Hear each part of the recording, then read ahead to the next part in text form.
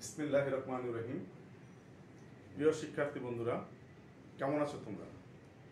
আশা করি করোনার এই দুর্যোগময় পরিস্থিতিতে নিজ গৃহে স্বাস্থ্যবিধি মেনে ভালো আছো, আর আমরা তাই কামনা করি। আজ আমি তোমাদের সাথে যে বিষয়টা নিয়ে আলোচনা করব তা হচ্ছে তোমাদের অষ্টম শ্রেণীর গণিত বইয়ের অষ্টম অধ্যায়ের চতুর্ভুজ। চলো আমরা অষ্টম অধ্যায়ের এই বিষয়বস্তুগুলো বাস্তবের কিছু চিত্রের সাথে মিলিয়ে দেখি যে কেমন লাগছে। প্রথমে আমি তোমাদের কিছু চিত্র উপস্থাপন করব। এবার এই চিত্রগুলো একটু মনোযোগ দিয়ে তোমরা দেখো। এই চিত্রটা আমি যদি তোমাদেরকে বলি যে তোমরা একটু লক্ষ্য করবে, তার বাহু এবং কোণগুলো তোমরা একটু লক্ষ্য করবে, এবং এই বাহু এবং কোণগুলোকে আমি যদি এই চিত্রটার বাহু এবং কোণগুলোকে চিত্রের মধ্যে অঙ্কন করি, তাহলে দেখো কিরকম দেখায়। আমরা এটাকে 1 নম্বর চিত্র হিসেবে চিহ্নিত করব। এরপর আমি তোমাদের সামনে আরো একটি চিত্র উপস্থাপন করব, যে চিত্রটি তোমরা ইতিপূর্বে এই চিত্রটি দেখেছো এবং এই চিত্রটি সম্পর্কে তোমাদের সম্যক ধারণা আছে। তারপরও আমি তোমাদের এই চিত্রটির বাহু এবং এই বাহুগুলো এবং কোণগুলো, এই বিষয়গুলো একটু ভালোভাবে দেখার জন্য তোমাদের অনুরোধ করছি। এরপর আমি তোমাদের আরো একটা চিত্র তোমাদের সামনে উপস্থাপন করব, সেটা হচ্ছে এইটা চিত্র। এই চিত্রটার সাথে তোমরা হয়তো তেমন পরিচিত নয়, তারপরও তুমি চিত্রটা একটু দেখে নাও এবং তার বাহুর সংখ্যাগুলো একটু হিসেব করে নাও, কোণের সংখ্যাগুলো একটু হিসাব করে নাও। আমরা এই যে দুইটা চিত্র লাস্টে দেখাইলাম, তাদেরকে যদি চিত্রের মাধ্যমে চিহ্নিত করি, তাইলে চিত্রটা কিরকম দেখায়। এটা 2 নম্বর চিত্র। এরপরে আমি লাস্ট যে চিত্রটা তোমাদের সামনে উপস্থাপন করলাম, এটা হচ্ছে সেই চিত্র। এটা 3 নম্বর চিত্র। এখন আমি যদি তোমাদেরকে প্রশ্ন করি যে বলো তো দেখি, এখানে এই 3টা চিত্রের মধ্যে 4টি বাহু দ্বারা সীমাবদ্ধ ক্ষেত্র কোনটি? তোমরা নির্দ্বিধায় বলে ফেলবে দ্বিতীয় চিত্রটি। তাহলে প্রশ্ন আসা যাক, দ্বিতীয় চিত্রটি কি বলে? 4টি বাহু দ্বারা সীমাবদ্ধ ক্ষেত্রকে চতুর্ভুজ বলে, অতএব দ্বিতীয় চিত্রটি একটি চতুর্ভুজ। তাহলে আজকে আমাদের পাঠ শিরোনাম হচ্ছে চতুর্ভুজ। আমরা এই চতুর্ভুজ নিয়ে আজকে আলোচনা করব। প্রথমে আসা যাক যে এর একটা চতুর্ভুজ, 4টা বাহু দ্বারা সীমাবদ্ধ ক্ষেত্র। আমি এদেরকে নামকরণ করলাম এ বি সি। প্রথমে আসা যাক আমরা চতুর্ভুজের পরিচিতি কি। চতুর্ভুজের পরিচিতি কি? চতুর্ভুজের পরিচিতি, এই যে 4টি বিন্দু, এই কৌণিক বিন্দুগুলোকে চতুর্ভুজের শীর্ষবিন্দু বলা হয়।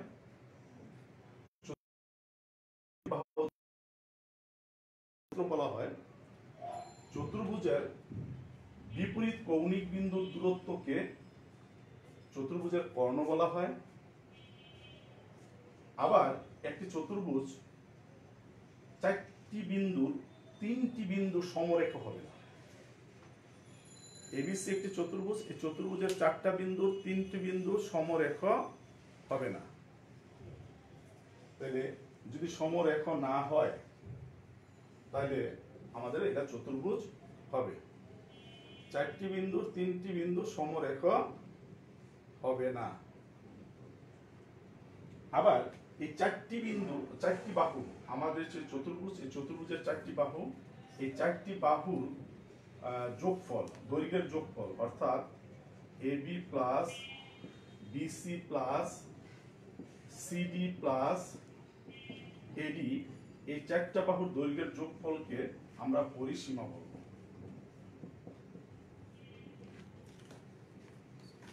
তাহলে এই গেল আমাদের চতুর্ভুজের পরিচিতি সম্পর্কে আমরা এটুকু আলোচনা করলাম। এই চতুর্ভুজের পরিচিতি নিয়ে আমরা যে আলোচনা করলাম, সেই আলোচনা থেকে আমরা এরপর চলে যাব চতুর্ভুজের প্রকারভেদ। তাহলে চতুর্ভুজের প্রকারভেদ নিয়ে যদি আমরা আলোচনা করি, চলো দেখি চতুর্ভুজের প্রকারভেদগুলো কি কি।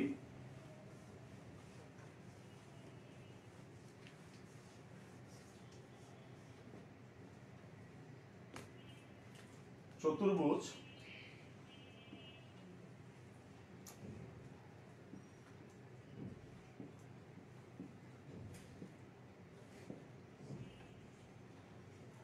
বন্ধুরা, আমরা বলছি চতুর্ভুজ আমরা ধরে নেব 6 প্রকার।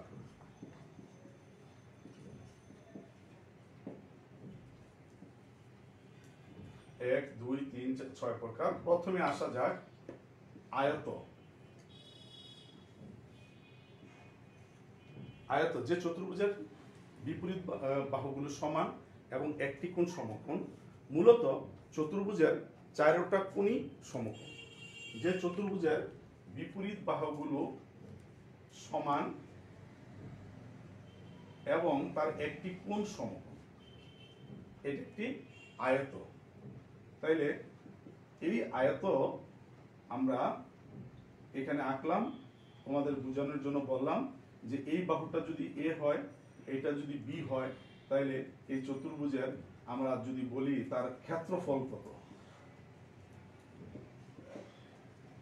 ক্ষেত্রফল সমান সমান a ইন্টু বি বর্গ একক,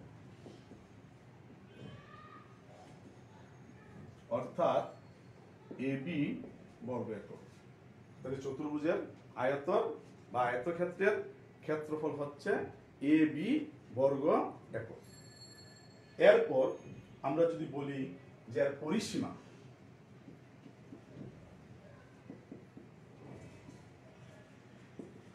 আমি একটু আগে তোমাদের এর পরিসীমা সম্পর্কে আলোচনা করে আসছি যে চতুর্ভুজের 4টি বাহুর দৈর্ঘ্যের যোগফল সমষ্টিকে পরিসীমা বলে। তাহলে পরিসীমা হচ্ছে A plus B plus P A plus B, অর্থাৎ এইটা এ এটা বি। তার মানে এ হলো 2a প্লাস 2b সমান সমান 2a প্লাস বি, এটা একক। তাহলে আমরা চতুর্ভুজের প্রকারভেদের মধ্যে গিয়ে আয়তক্ষেত্র পড়লাম, আয়তক্ষেত্রের ক্ষেত্রফল জানলাম, আয়তক্ষেত্রের পরিসীমা জানলাম। এগুলো আমাদের বাস্তব গণিতের সমাধান করতে গিয়ে আমাদের এই সমস্যাগুলো সমাধান করতে গিয়ে আমাদের এই সূত্রগুলো কাজে লাগবে। তোমরা একটু মনে রাখবে যে এই সূত্রগুলো আমরা যেন পরবর্তী কাজে ব্যবহার করতে পারি, সেই জন্য আমার এই আলোচনা। এরপর আমরা যে বিষয়টা নিয়ে আলোচনা করব,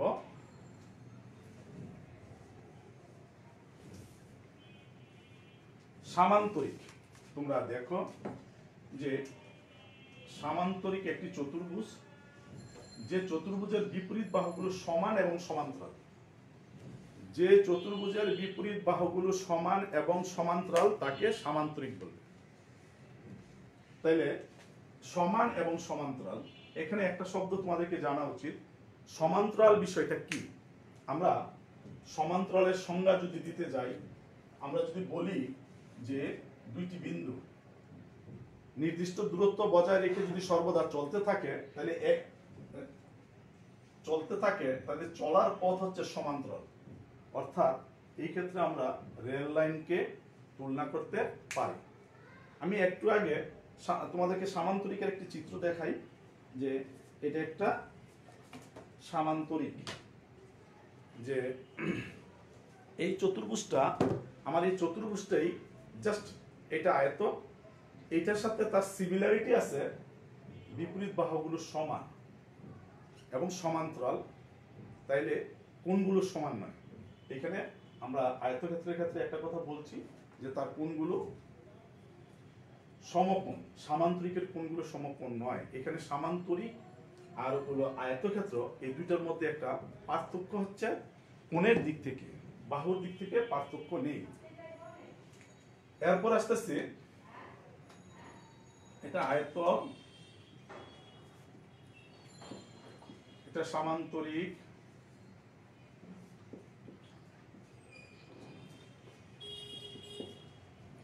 এরপর আসতেছি বর্গক্ষেত্র। দেখো আমি তোমাদের এই একটা চিত্রের মাধ্যমে বাস্তবে বর্গক্ষেত্রে উপস্থাপন করলাম। এই চিত্রটা একটু খেয়াল করবে, তার চারোটা বাহু সমান। তাহলে যে চতুর্ভুজের চারোটা বাহু সমান এবং কোণগুলো সমকোণ, তাহলে তাকে, যে চতুর্ভুজের চারোটা বাহু সমান এবং কোণগুলো সমকোণ, তাহলে তাকে বর্গক্ষেত্র বলবো। বর্গক্ষেত্র এবং ক্ষেত্র বলবো, তাহলে এটা বর্গক্ষেত্র, বর্গ বা বর্গক্ষেত্র। প্রিয় শিক্ষার্থী বন্ধুরা, এটা একটি বর্গ বা বর্গক্ষেত্র। তার প্রধান কারণ হচ্ছে চারোটা বাহু সমান, কোণগুলো সমকোণ। চারোটা বাহু সমান, কোণগুলো সমকোণ। ঠিক আছে? তাইলে এবার দেখো, আমরা বর্গক্ষেত্রের এই বাহুটা যদি এ হয়, এই বাহুটা যদি এ হয়, এটা যদি এ হয়, এটা যদি এ হয়, তাহলে তার ক্ষেত্রফলটা কি হবে? আমরা এটার ক্ষেত্রফলটা কি লিখব? এটা যদি এ হয়, এটা এ হলে তার ক্ষেত্রফলটা আমরা কি লিখব? আমরা এখানে দেখো, এই ক্ষেত্রফল, বর্গক্ষেত্রের ক্ষেত্রফল সমান সমান a স্কয়ার বর্গ একক। তাহলে তার পরিসীমা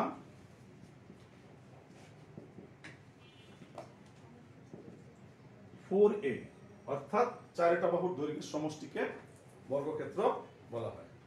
চারটা বাহুর দৈর্ঘ্যের সমষ্টিকে বর্গক্ষেত্র বলা হয়। প্রিয় শিক্ষার্থী বন্ধুরা, তাহলে আমরা আয়তক্ষেত্র, সামান্তরিক, বর্গক্ষেত্র এবং তার ক্ষেত্রফল, পরিসীমার সূত্র, এগুলো নিয়ে তোমাদের সাথে আলোচনা করলাম। এখন যে বিষয়টা নিয়ে আলোচনা করব সেটা হচ্ছে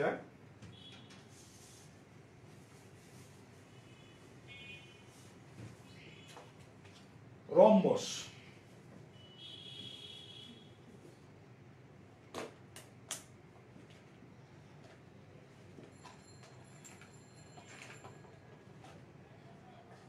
রম্বস, রম্বস এবং বর্গক্ষেত্র এই দুটার মধ্যে একটি সিমিলারিটি আছে, সেটা হচ্ছে যে রম্বসের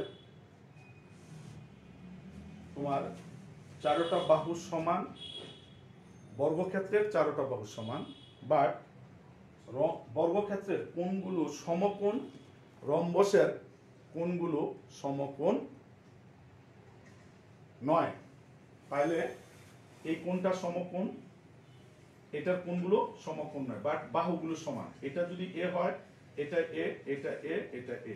আমরা তোমাকে চিত্রের মাধ্যমে রম্বসটাকে একটু উপস্থাপন করতে পারি। এটা একটা রম্বস, আমার হাতে যেটা দেখতে পাচ্ছ, এটা একটা রম্বস। এটা রম্বস বলা হয় কেন? কারণ আমরা একটু আগে বললাম যে চতুর্ভুজের চারটি বাহু সমান, বা যদি আমরা বলি যে সন্নিহিত বাহুগুলো সমান, কোণগুলো সমান নয়, সমকোণ নয়, তাহলে এটা একটা রম্বস। তাহলে আমরা রম্বসটা যেই উপস্থাপন করলাম, সেই রম্বসটা তোমরা একটু দেখে নাও যে এটা একটি রম্বস।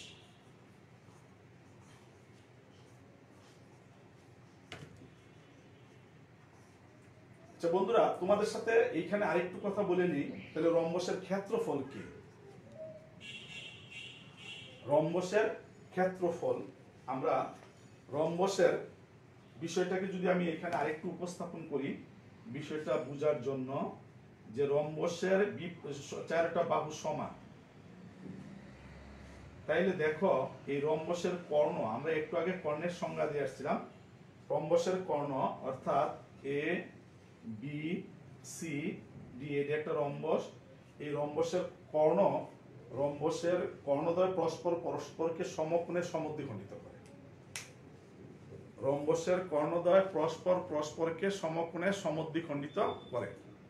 তাইলে দেখো এই যে এবি, এসি এবং বিডি কর্ণ রম্বসটাকে, কর্ণদ্বয় পরস্পরকে ও বিন্দুতে সমদ্বিখণ্ডিত করছে। তাহলে রম্বসের ক্ষেত্রফল আমি যদি পুরাটাকে এই রম্বসের পুরাটাকে এ দেই, এ ধরি, এটাকে বি ধরি, অর্থাৎ এসি কে এ ধরি এবং বিডি কে বি ধরি, তাহলে ওবি ওবি সমান সমান হাফ অফ বি, অনুরূপে ও এ সমান সমান half of A, half of A. আমরা তোমাদের এই বিষয়টা আরেকটু স্পষ্ট করে বলার জন্য এখানে একটু মুছে নেই।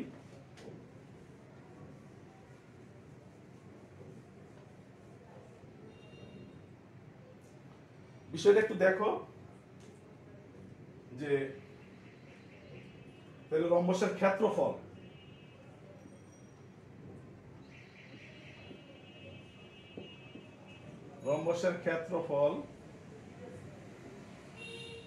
সমান সমান হাফ ইনটু, আমি যদি বলি কর্ণ দুটির গুণফল, তাহলে এ ইনটু বি।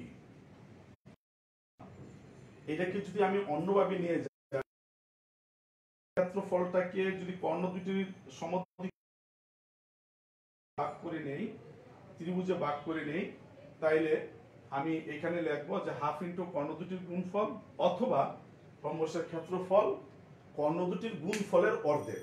একই কথা, আমরা কর্ণ দুটির গুণফলের অর্ধেক অথবা হাফ ইনটু কর্ণ দুটির গুণফল, এটা হচ্ছে রম্বসের ক্ষেত্রফল। এরপর আমরা যে বিষয়টা নিয়ে আলোচনা করব সেটা হচ্ছে যে ট্রাপিজিয়াম।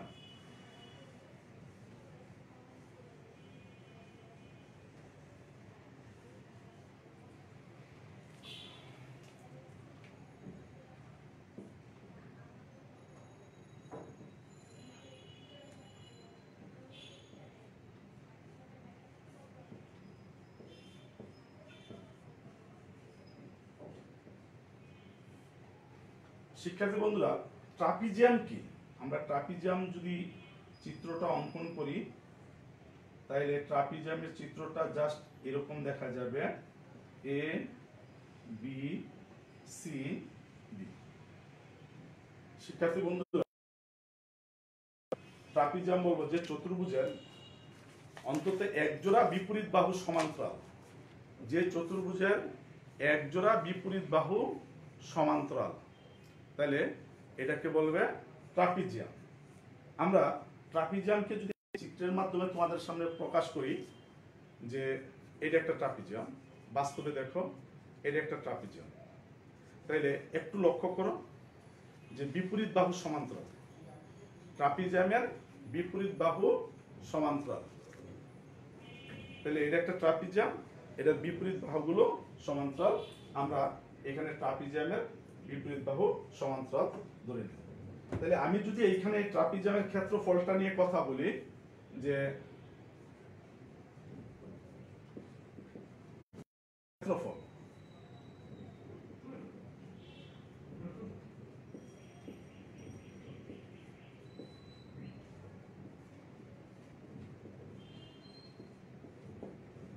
ট্রাপিজিয়ামের ক্ষেত্রফল হাফ ইনটু সমান্তরাল বাহু দুটির যোগফল ইনটু লম্ব দূরত্ব। লম্ব দূরত্ব h বের করে নেব। তাহলে ট্রাপিজিয়ামের ক্ষেত্রফল এত বর্গ একক,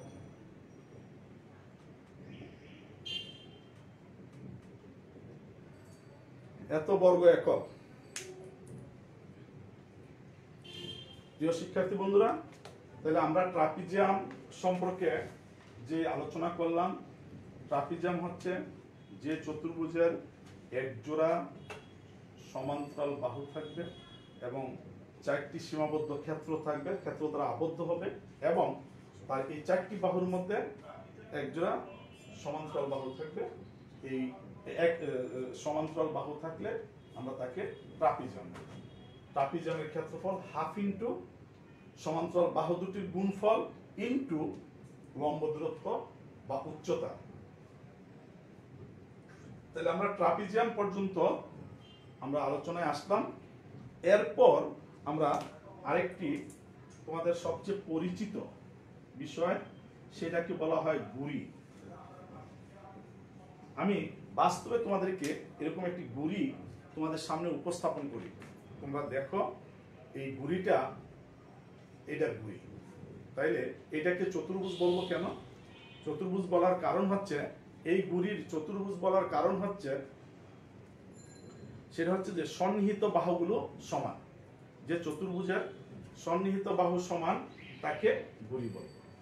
এর একটা চতুর্ভুজ, তার একটা বাহু, দুইটা বাহু, তিনটা বাহু, চারটা বাহু, এই দুইটা বাহু সমান, আবার এই দুইটা বাহু সমান। এই দুইটা বাহু সমান না, কিন্তু এক জোড়া সন্নিহিত বাহুর কথা বলছি, যে এইখানে এই সন্নিহিত বাহুগুলো সমান, এই জন্য এটা ঘুড়ি। তাহলে আমরা চতুর্ভুজের আলোচনা থেকে আজকে যা জানলাম সেটা হচ্ছে যে আয়তক্ষেত্র, সামান্তরিক, বর্গক্ষেত্র, রম্বস, ট্রাপিজিয়াম এবং ঘুড়ি, আমরা এগুলো নিয়ে আজকে আমরা আলোচনা করলাম। প্রিয় শিক্ষার্থী বন্ধুরা, এবার চলো আমরা এর মধ্যে তোমাদের একটু মূল্যায়নের জন্য আমার এই আলোচনা থেকে কিছু প্রশ্ন করা যায় কিনা সেগুলো নিয়ে আমরা একটু কথা বলি।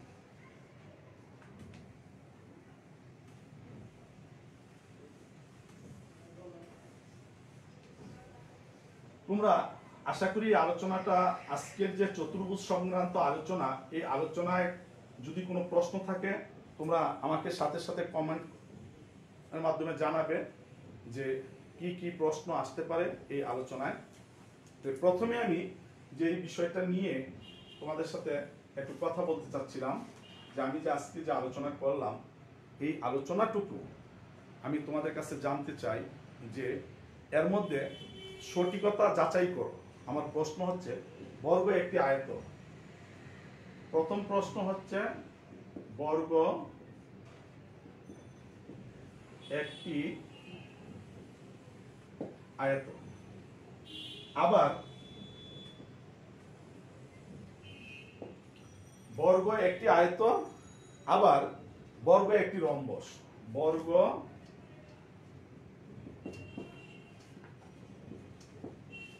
একটি, শিক্ষার্থী বন্ধুরা, এর আলোচনাটা, এগুলো এই প্রশ্নগুলোর সঠিকতা যাচাই করো, যে তাহলে বর্গকে কি একটি আয়ত বলা যাবে, আবার বর্গকে কি একটি রম্বস বলা যাবে, কি আসতে পারে, প্রশ্নটা কি আসতে পারে একটু চিন্তা করো, দেখো কি আসে। আমি পরবর্তীতে এটার উত্তরটা তোমাদেরকে আরো একটু সহজ করে আমি এটা উপস্থাপন করব। 2, সামান্তরিক একটি ট্রাপিজিয়ম। সামান্তরিক একটি ট্রাপিজিয়াম।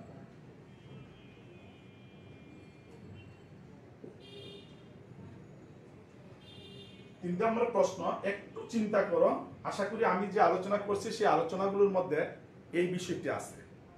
এর পরের বিষয়টা হচ্ছে, বর্গ এমন একটি আয়ত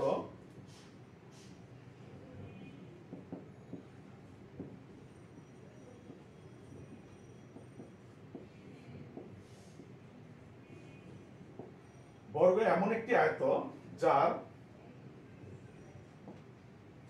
বাহুগুলো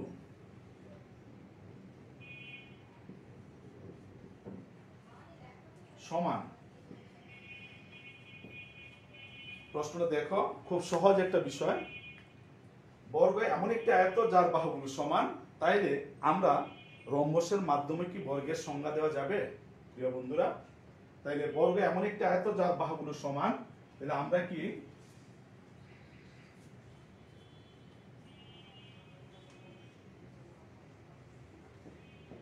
রম্বসের মাধ্যমে বর্গের সংজ্ঞা দেওয়া যাবে কি?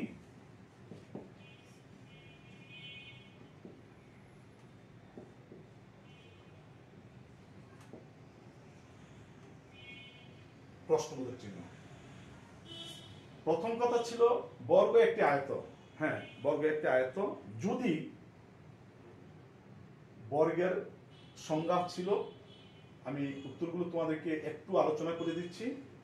বর্গের সংজ্ঞা ছিল যে চতুর্ভুজের 4টি বাহু সমান এবং কোণগুলো সমকোণ।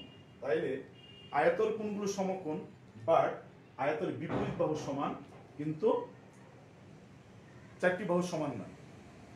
তাইলে বর্গ তখন আয়ত হবে যখন তার বিপরীত বাহু সমান হবে। কোণ ঠিক আছে, আয়তর 4টা কোণ সমকোণ, বর্গের 4টা কোণ সমকোণ।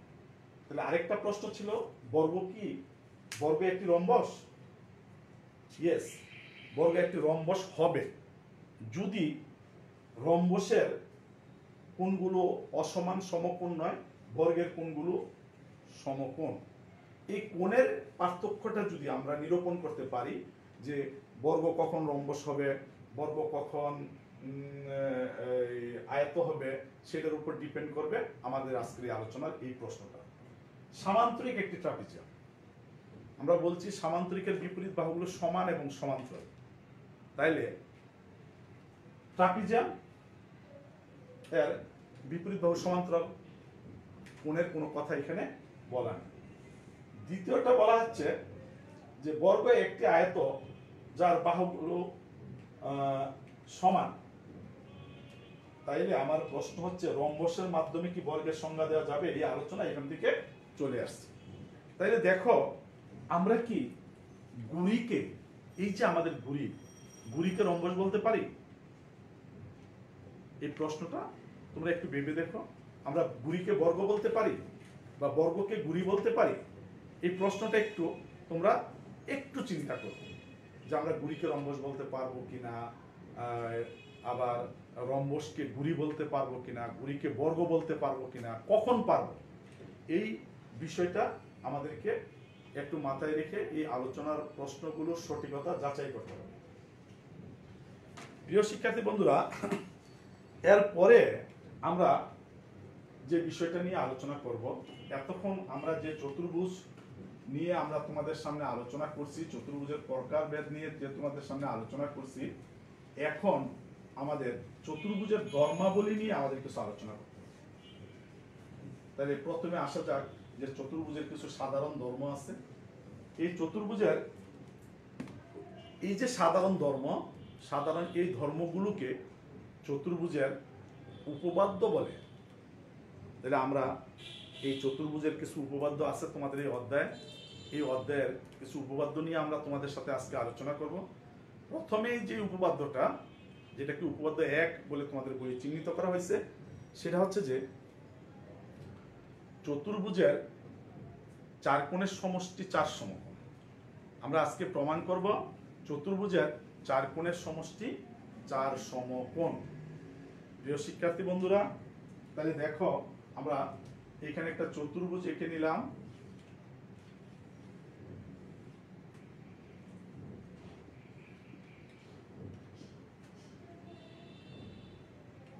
ABCD একটি চতুর্ভুজ। আজকে আমরা প্রমাণ করব তার 4 কোণের সমষ্টি 4 সমকোণ। আলোচনার প্রথমে কিন্তু তাহলে আমরা আজকে উপপাদ্য 1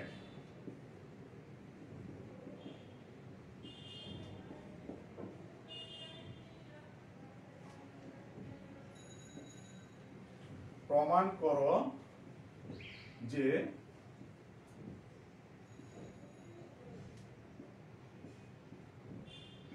চতুর্ভুজের 4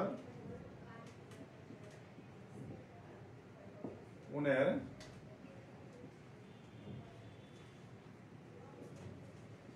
সমষ্টি 4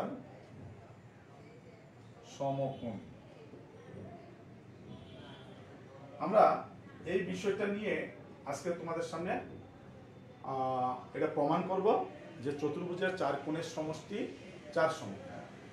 শিক্ষার্থী বন্ধুরা, আমরা কিন্তু আলোচনার প্রথমেই চতুর্ভুজের কর্ণ সম্পর্কে তোমাদেরকে একটি ধারণা দিয়েছিলাম, যে চতুর্ভুজের কর্ণ চতুর্ভুজকে সমান 2টি ত্রিভুজ ক্ষেত্রে বিভক্ত করে।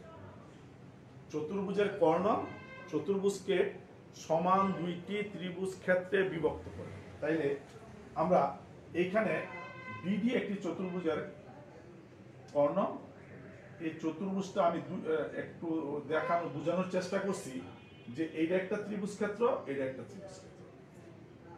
তাহলে এ বি সি ডি একটি চতুর্ভুজ ক্ষেত্র। এই চতুর্ভুজ ক্ষেত্রের বিডি কর্ণ, এই বিডি কর্ণ চতুর্ভুজটাকে A B D B C D দুইটি ত্রিভুজ ক্ষেত্রে বিভক্ত করেছে। A B D B C D দুইটি ত্রিভুজ ক্ষেত্রে বিভক্ত করেছে। তাইলে আমি প্রমাণে যাই,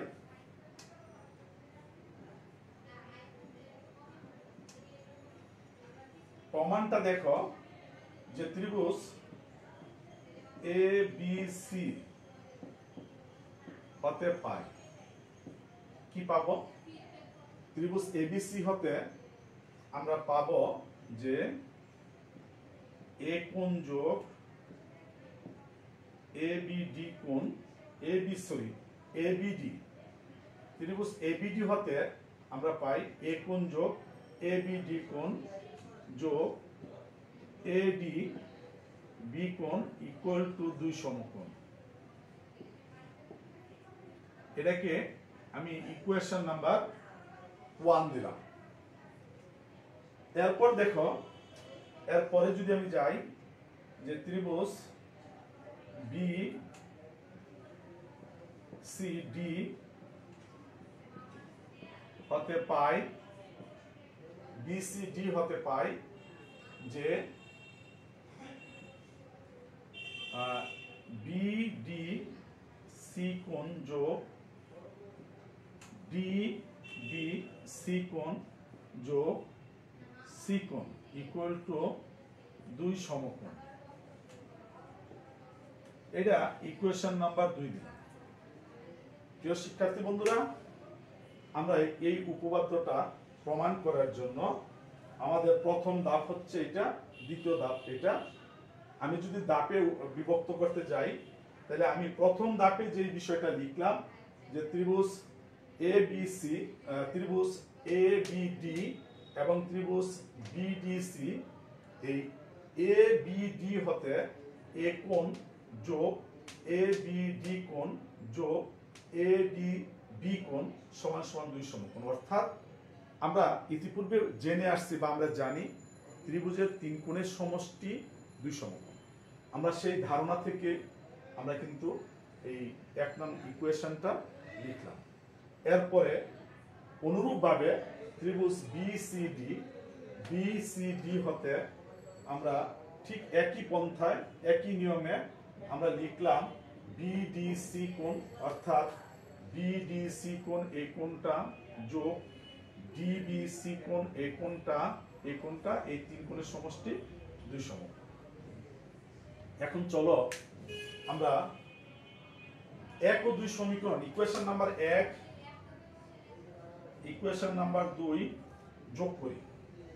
তাহলে 1 ও 2 যোগ করলে কি দাঁড়াবে যে ত্রিভুজ এ প্লাস ত্রিভুজ এ বি ডি প্লাস ত্রিভুজ এ ডি বি প্লাস ত্রিভুজ বিডিসি প্লাস ত্রিভুজ ডিবিসি প্লাস সি কোণ সমান সমান 2 যোগ 2 সমান সমান 4 সমকোণ।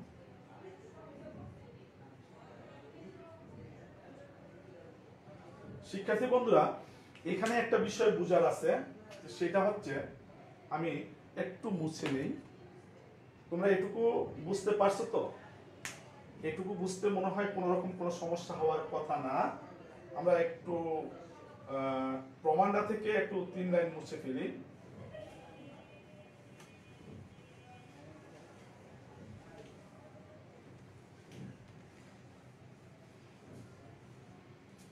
বন্ধুরা একটু জিনিস লক্ষ্য করো যে এ বি ডি কোণ যোগ ডি বি সি কোণ সমান সমান বি কোণ লেখা যায় কিনা একটু খেয়াল করো যে এই কোণটা, অর্থাৎ এ বি ডি কোণ যোগ ডি বি সি কোণ যোগ এই সমান সমান এই টোটাল কোণটা। তাহলে এটাকে আমি বি কোণ লিখতে পারি। তাহলে এখানে এ বি ডি কোণ এর সাথে যদি আমি ডিবি সি কোণ যোগ করি এই দুইটা, তাহলে আমি এই দুইটাকে মিলে বি কোণ লিখতে পারি। অনুরূপভাবে এ ডি বি কোণ যোগ বি ডি সি কোণ সমান সমান লিখতে পারি সি কোণ। এ বি ডি কোণ যোগ বি ডি সি কোণ সমান সমান লিখতে পারি সি কোণ। তাহলে দেখো এই কোণটা এবং এই কোণটা, এই দুইটা কোণ মিলে আমি লিখতে পারি এটা। তাহলে আমি এই সমীকরণ থেকে যদি আমি এখানে লিখতে যাই, তাহলে আমি এটাকে একটু সাজাইয়ে লিখি যে এ কোণ যোগ এ বি ডি কোণ যোগ ডি বি সি কোণ যোগ, তারপরে আসতেছে এ ডি বি কোণ যোগ ডি ডি সি কোণ যোগ সি কোণ ইকুয়াল টু 4 সমকোণ। এখন দেখো আমরা এই দুইটা সমান সমান লিখতে পারি, এই যে এখানে লিখলাম বি কোণ, আবার এই দুইটা কোণ সমান সমান লিখতে পারি সি কোণ। তাহলে সরি ডি কোণ, বি কোণ। তাহলে এখানে কি লেখা যায়, বা এ কোণ প্লাস বি কোণ প্লাস ডি কোণ প্লাস সি কোণ সমান সমান 4 সমকোণ। শিক্ষার্থী বন্ধুরা, এবার আমরা এটাকে আরেকটু স্পেসিফিক করে একটু সাজিয়ে লিখি যে সুতরাং এ কোণ যোগ বি কোণ যোগ সি কোণ যোগ ডি কোণ ইকুয়াল টু 4 সমকোণ। তাহলে আমরা খুব সহজে প্রমাণ করে ফেললাম যে চতুর্ভুজের 4 কোণের সমষ্টি 4 সমকোণ, অর্থাৎ এ কোণ যোগ বি কোণ যোগ সি কোণ যোগ ডি কোণ অর্থাৎ 4 সমকোণ। আশা করি তোমাদের এই বিষয়টা বুঝতে কোনো সমস্যা হয়নি। যদি কোনো এই জায়গায় যদি কোনো রকম কোনো সমস্যা থেকে থাকে বা বুঝতে কোনো সমস্যা হয়, আমি আবার রিপিট করব, তোমরা আমাকে কমেন্টের মাধ্যমে প্রশ্ন করতে পারো। প্রিয় শিক্ষার্থী বন্ধুরা, তোমরা আমাকে কমেন্ট করে প্রশ্ন করতে পারো।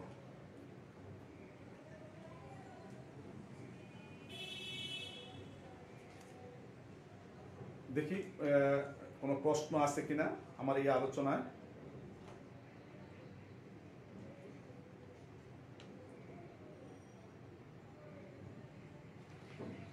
তাইলে দেখো বন্ধুরা, আমি উপপাদ্য 1 আলোচনা করলাম, আমি এরপর চলে যাব উপপাদ্য 2-এ।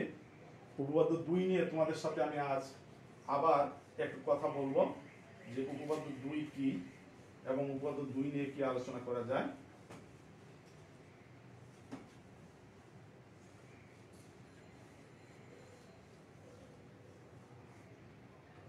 প্রিয় শিক্ষার্থী বন্ধুরা, আমাদের উপপাদ্য 2-এ যে বিষয়টা আছে, একটি সামান্তরিকের বিপরীত বাহু এবং কোণগুলো পরস্পর সমান।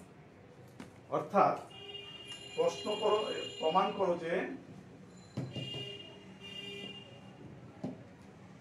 দেখি কি কমান্ড আসছে এখানে।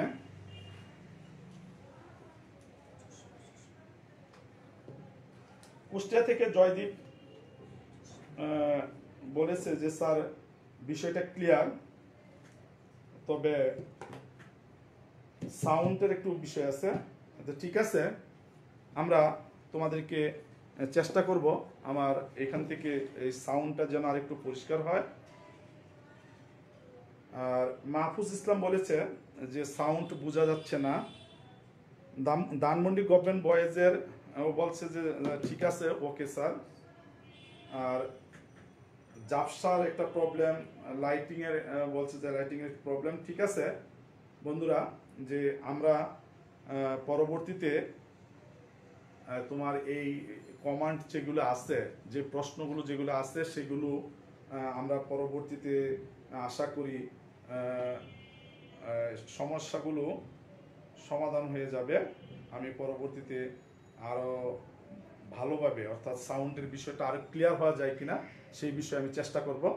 হ্যাঁ, তাই এবার আসো আমরা দ্বিতীয় বিষয়টা, অর্থাৎ আজকে উপপাদ্যের অর্থাৎ চতুর্ভুজের প্রকারভেদের ধর্মের দ্বিতীয় ধর্ম যেটা, আমরা এই ধর্মটা নিয়ে আলোচনা করি।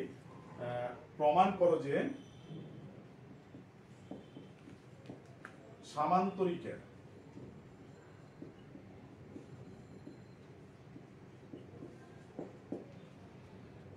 বিপরীত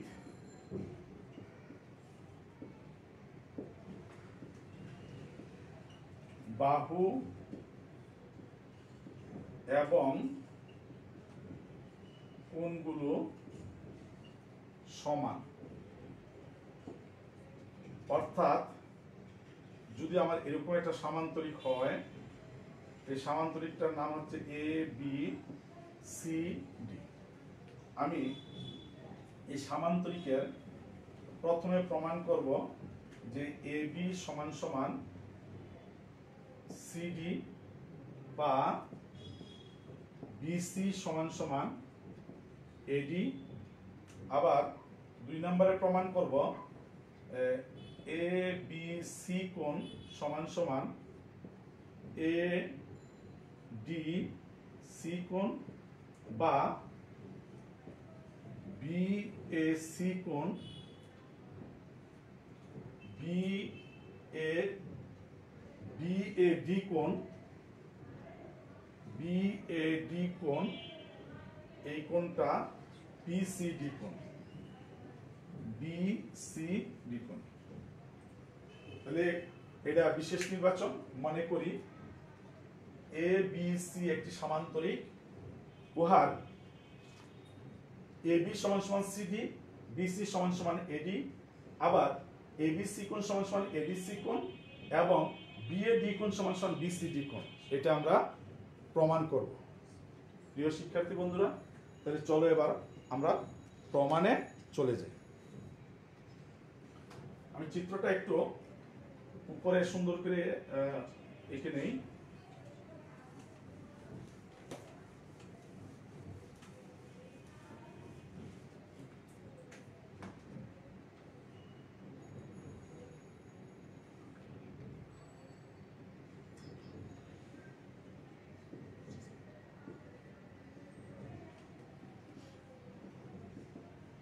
এ বি সমান সমান সিডি, আবার বিসি সমান সমান এডি।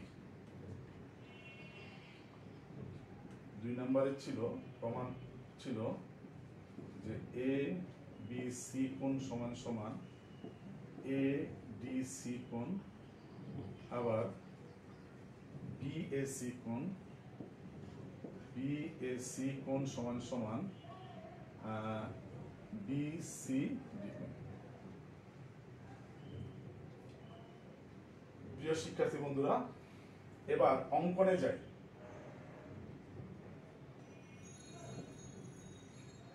অঙ্কনের বিষয়টা এখানে তেমন জোরালো না, আমরা সরাসরি যদি প্রমাণে চলে যাই তাহলে কিরকম দেখা যায় দেখো।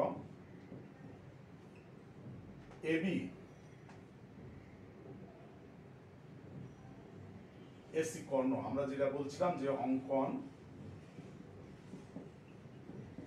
সেটা হলো এ কমা সি যোগ করি। তাহলে প্রমাণে কি দাঁড়ালো যে এবি সমান্তরাল সিডি,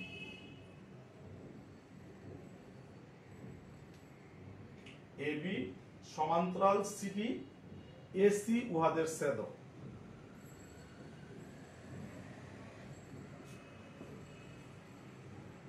এবি সমান্তরাল সিডি, আমি বিষয়টা এইখানে দেখাই। বিষয়টা এরকম, এবি এবং এটা যদি এ বি, এটা যদি সি ডি হয়, তাহলে এসি উহাদের ছেদক। তাহলে এইখানে যেই কোণটা উৎপন্ন হয়েছে এইখানে সেই কোণটা উৎপন্ন হবে। অর্থাৎ বিএসি কোণ বিএসি কোণ সমান সমান এসিডি কোণ। এখানে আমরা নোট নেব একান্তর কোণ বলে। এবি সমান্তরাল সিডি, এসি উহাদের ছেদক, তাহলে বিএসি কোণ সমান সমান এসিডি কোণ একান্তর কোণ বলে। আবার দেখো যে এডি এবং বিসি সমান্তরাল, এডি এবং বিসি সমান্তরাল, তা হচ্ছে এসি উহাদের ছেদক। তাহলে এইখানে যে কোণটা উৎপন্ন হচ্ছে এইখানে সেই কোণটা উৎপন্ন হবে, এইটা একান্তর কোণ বলে। তাহলে বিসি সমান্তরাল এডি, এডি তাহলে এসি ছেদক।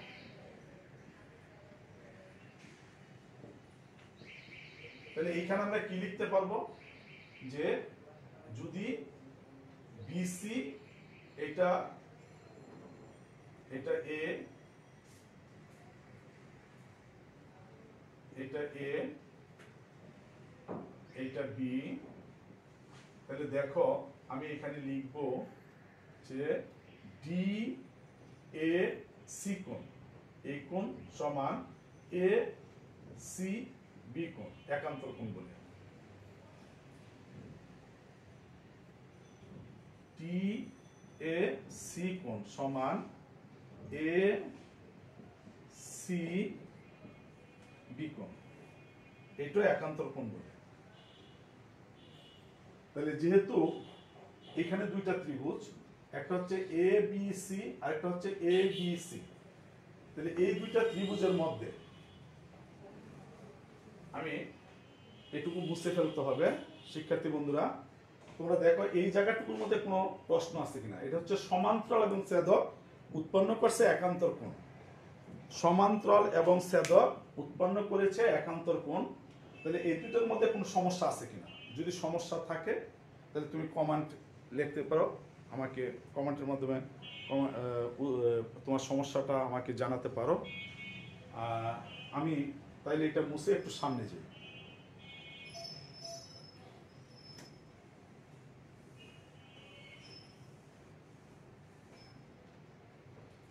আমরা এই দুইটা ত্রিভুজের মধ্যে অর্থাৎ ত্রিভুজ এ বি সি এবং ত্রিভুজ এ ডি সি, এই দুইটা ত্রিভুজের মধ্যে আমরা কিন্তু যে বিষয়গুলো পেলাম সেগুলো হচ্ছে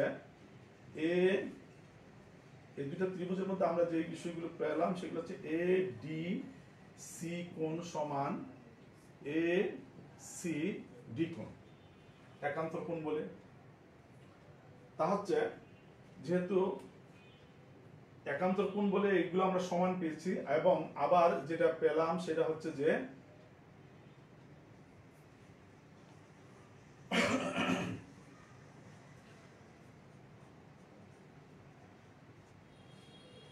আমরা এইখানে যে আলোচনা করছিলাম যে যদি এবি অর্থাৎ এই যে এবি এবং সিডি এসি ছেদক, তাহলে এই কোণটা সমান, অর্থাৎ বি এ সি কোণ, বি এ সি কোণ সমান এ এই ডি সি কোণ, A D A C D কোণ।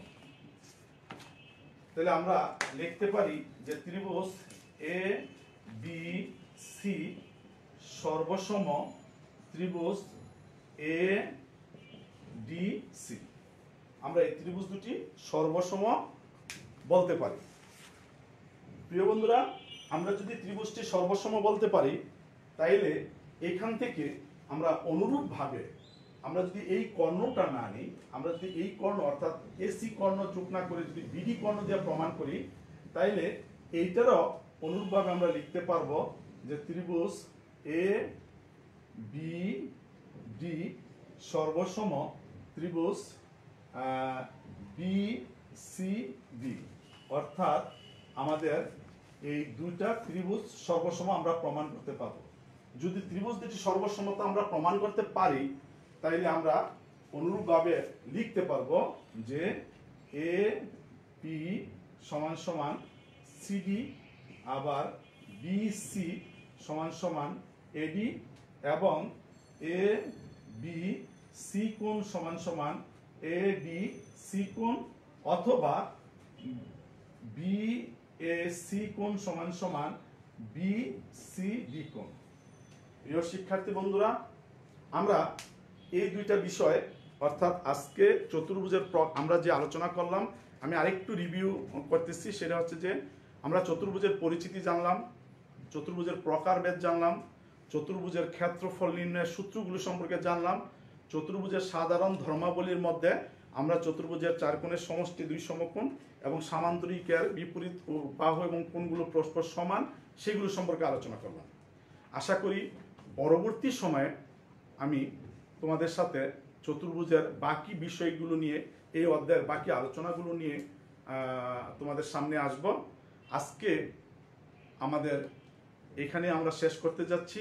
প্রিয় শিক্ষার্থী বন্ধুরা, তোমরা সবাই ভালো থাকো, সুখে থাকো, সুন্দর থাকো, এই কামনা করে শেষ করছি। খোদা হাফেজ।